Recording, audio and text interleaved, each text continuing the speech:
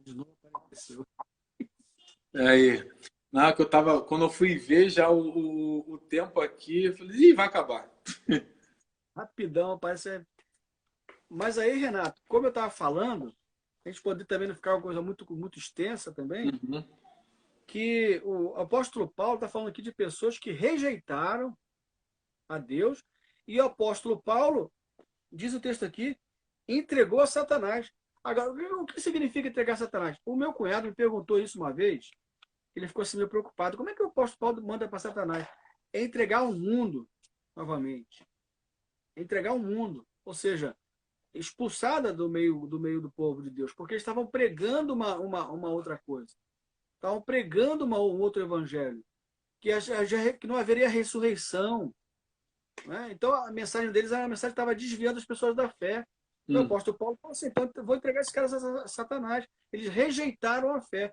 Então ele adverte a Timóteo para que não faça o mesmo, porque senão ele também vai ser mandado para o mundo. Porque Timóteo é o pregador do evangelho. Isso é muito claro, isso aqui é claríssimo. Esta admoestação te dirijo, a ti, filho Timóteo, e segundo as profecias que houve acerca de ti, por elas pelejas a boa peleja, conservando a fé e a boa consciência, a qual, havendo alguns rejeitado, naufragaram no tocante à fé. Aí ele fala sobre Himeneu e Alexandre. Então você, Fileto também, né? Então Uhum. você percebe que essa questão da, da questão do amor incondicional ou da graça incondicional, ela não é incondicional, não. Ela está condicionada à nossa obediência. Claramente condicionada à nossa obediência. E amar a Deus significa obedecê-lo. Está condicionado à nossa perseverança, permanecermos na fé, fiéis a Deus, fiéis à fé que nos foi entregue pelo apóstolo Paulo, por Jesus Cristo. Se sair dessa linha, meu amigo, não tem condições. É entregar Satanás, entregar o mundo. E são versículos da Bíblia também que aqueles que são muito sensíveis não gostam, né, de versículos como esse, né?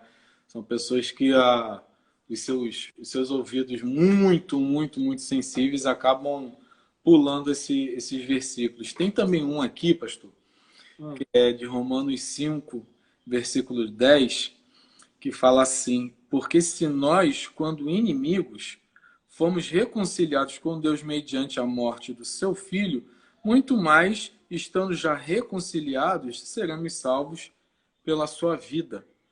Então, assim, muita gente acaba falando, não, mas eu sou uma boa pessoa, eu tenho um bom coração, e quando na verdade a Bíblia sempre falando para nós, né, que nós éramos inimigos, por mais que não matássemos ninguém, por mais que não mentíssemos, por mais que a gente não cometesse nenhum tipo de,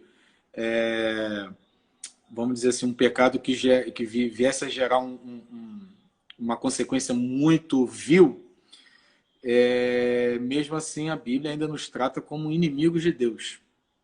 Não, e a questão, para mim, preponderante é que o texto de Romanos, o tema principal do livro de Romanos é a salvação, a justificação pela fé. Pela fé. A justificação pela fé. E o apóstolo Paulo então começa a discorrer sobre quem é convertido, quem não é, que nós não somos todos justos, nós precisamos de salvação porque a graça de Deus, nós carecíamos da graça de Deus porque nós pecamos e tal. Aí ele vai falar sobre uma questão para mim que é importantíssima, que é lá no capítulo 11, no contexto do capítulo 5, porque a Bíblia não pode ser lida só aquilo que nos interessa.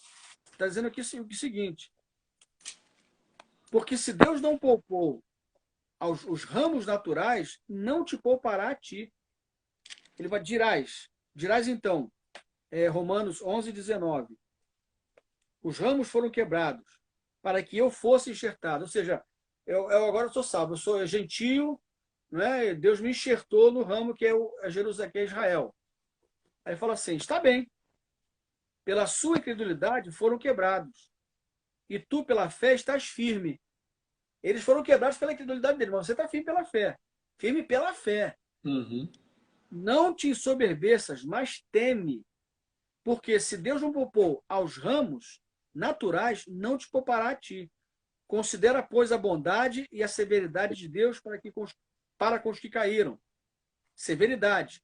Mas para contigo, a bondade de Deus. Se, olha a condicional, Condicional. se permaneceres nessa bondade, do contrário, também tu serás cortado. Tem que coisa mais clara do que isso? Gente, pelo amor de Deus. Aí você fala assim, nós fomos predestinados, somos os eleitos. Somos eleitos para permanecer. Sim. Somos eleitos para continuar na fé. Agora, se nós abrimos mão dessa eleição, nós podemos abrir mão da eleição, gente. Como você falou, eu não sou obrigado ou condenado ao céu. Sim. O Bolsonaro pode abrir mão da eleição dele? Sim. Pedir como é que fala? Pedir o quê, Paulo? Tem que sair do... Como é que é? Renunciar? Ele pode renunciar. É o que todo mundo não, né? Uma boa parcela do mundo, do país quer. Uma pequena parcela, mas não é pequena parcela que quer. Que ele renuncie. Os 70%? É, 70%.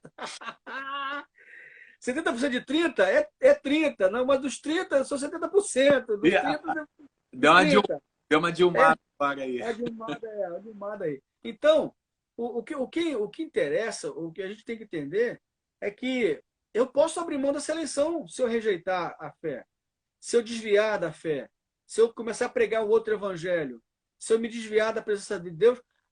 Deus vai me... Não, eu vou ser mandado para o mundo de volta. Eu vou ser entregue a Satanás de volta. A gente tem que entender isso, gente. Eu sou predestinado à obediência enquanto estou obedecendo. Sim. Ponto. A questão é essa. Eu tenho que fazer a parte, a responsabilidade do homem. Né? Alguns até, calvinistas, falam sobre essa questão da responsabilidade do homem também. E dizem até que essa responsabilidade é predeterminada por Deus. Eu persevero na fé porque ele colocou isso no meu coração. Foi ele que colocou. Que eu vou perseverar. Mas, poxa, é claro que está dizendo aqui, se vocês não permanecerem na fé, se vocês não permanecerem nessa bondade, é muito claro, Paulo dizendo assim, nós temos a severidade e temos a bondade. Vocês querem contar com a bondade dele? Amém? Ótimo. Então permaneçam na bondade dele, obedecendo a ele. Né? Fazendo a sua vontade. Permaneçam na bondade. Porque senão, vem a severidade. Está o exemplo lá no deserto. É simples. E assim, é interessante porque assim, nós vivemos numa época que, poxa, a gente tem vários exemplos, né, nós temos os exemplos da Bíblia, do próprio povo de Israel, nós temos os exemplos da igreja primitiva, do que ela sofreu, do que ela passou, da perseverança dessas pessoas. Lá em Hebreus foi falado, né, também das muitas pessoas, dos anônimos, que também provaram que foram grandes heróis da fé. E hoje, né, por mais problemas aí que a gente vem enfrentando dentro do nosso país, nós temos, bem ou mal, um grande conforto. Nós temos um país laico, nós temos a liberdade de culto, liberdade religiosa, Ainda, né? ainda, né?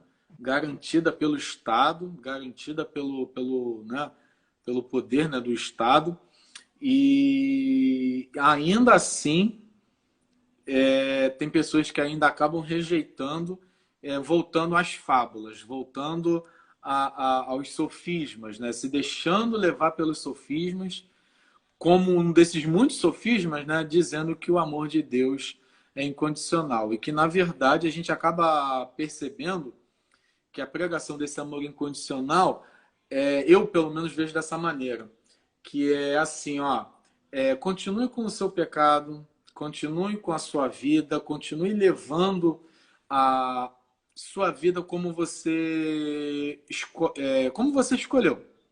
Continue com seus vícios, continue com as suas dificuldades. Não precisa mudar, não. Vai levando sua vida. Só seja bonzinho. Repita que o amor de Deus é incondicional, porque isso vai te trazer uma tranquilidade e você está sendo salvo. Então, na verdade, pelo menos, eu acabo vendo assim, pastor. Eu vejo esses falsos pregadores, né, dando essa tranquilidade entre aspas, aí para as pessoas, e as pessoas, infelizmente, se afundando nesses sofismos, né? O que acontece, o que a gente percebe é que algumas pessoas acreditam que as suas obras, por incrível que pareça, são mais católicas do que sempre foram, são mais judaizantes ou judaicas do que farisaicas do que antes. Que as suas obras são suficientes para salvar. Eu vi um videozinho uma vez, um tempo atrás, que me chamou muita atenção. Ele dizia o seguinte: você não vai ser comparado a Hitler, porque você comparado a Hitler é um anjo. Oh, Poxa, ser comparado a esses genocidas, assassinos, esse pessoal todo, você é são. Se Deus for comparar você a esses indivíduos, você está salvo. O problema é que eu sou comparado ao Filho de Deus. justo. Entendeu? O fiel da balança, o indivíduo que ele vai olhar assim, deixa eu ver aqui. Vou pesar o meu filho e vou te pesar. Vamos ver quem vai ficar mais pesado nessa história. Aí, meu amigo, não tem condições. É verdade. A condição é eu receber a Cristo meu Salvador, reconhecer o meu pecado, pedir perdão e abandonar o meu pecado, deixar tudo para trás e segui-lo. E ficar nesse caminho até o fim da minha vida. Porque se eu ficar nessa história de eu posso pecar, Deus vai me amar, eu posso abrir mão, eu posso fazer o que eu quiser, eu sou uma pessoa muito boa. Claro, comparado a outras pessoas, você é muito bom. Agora, comparado a Jesus, Justo. somos os piores inimigos. O apóstolo Paulo falou: eu sou o pior dos pecadores, poxa. A Uhum. comparação dele não era com os outros pecadores, era com ele. Sim. Então, pastor, acho que até pelo tempo a gente passou, né, da primeira gravação, né, a gente já extrapolou e agora a gente já está aqui, já faz aqui 12 minutos. Então, é legal a gente também ter limite também no tempo para não cansar o pessoal. É. Então, para a gente terminar, pastor, faz então aí a oração para terminarmos. Amado Deus, muito obrigado por essa plataforma que o Senhor nos franqueou, com a qual a gente pode conversar, colocar diante dos nossos amigos, irmãos em Cristo, as nossas posições, mas acima de tudo, Senhor Deus, colocando a sua opinião sobre a nossa opinião. Querendo sempre usar a tua palavra não como um pretexto para dizer aquilo que nós queremos, mas a tua palavra para que nós ouçamos aquilo que nós precisamos ouvir. Abençoe o Renato, abençoe, Senhor Deus, seus familiares, os irmãos da nossa igreja e a igreja evangélica no Brasil, para que não seja alvo fácil desses que pregam esses sofismas, essas meias-verdades, essas falsas pregações, assim como Himeneu, como Fileto, como Alexandre, que desviaram muitos da fé. Te rogamos, ó Pai, que esse instrumento possa ajudar as pessoas a viverem uma vida de santidade e permanecerem fiéis até a volta do Senhor Jesus. Em nome dele, nós agradecidos oramos. Amém. Amém. Boa noite, Renato. Fique com Deus. Valeu. Abraço. Tchau.